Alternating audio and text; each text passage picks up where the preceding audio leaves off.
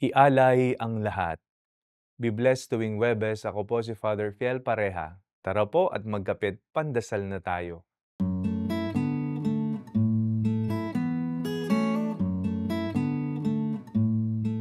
Minsan nasasabi natin sa iba o sa ating sarili, wala ako ngayon, konti na lamang ang natitira, hindi ko yata kaya, o mga katulad na kataga.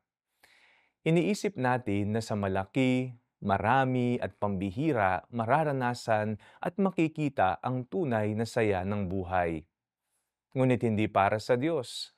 Sa Panginoon, gaano man kakaunti, kapayak at ordinaryo ay maari pa ring maging ganap na alay. Kung matututunan nating ialay ang konti na meron tayo sa Diyos ng buong puso, maari niya itong paramihin at pag-umpisahan ng himala.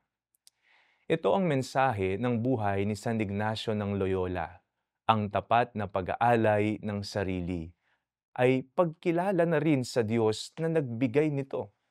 Sa kanyang panalangin, kanyang idinulog, kunin mo poon itong buo kong kalayaan, tanggapin ang gunita, isip ko't kalooban.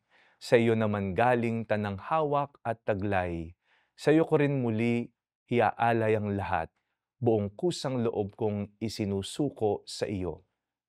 Interesado ang Diyos kahit sa kakaunti at ordinaryo.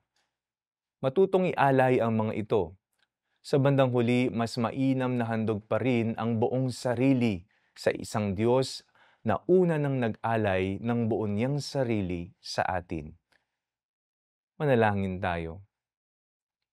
Panginoon, magawa nawa naming ihandog ang buo naming sarili sa iyo ng walang pagdadalawang isip. Amen.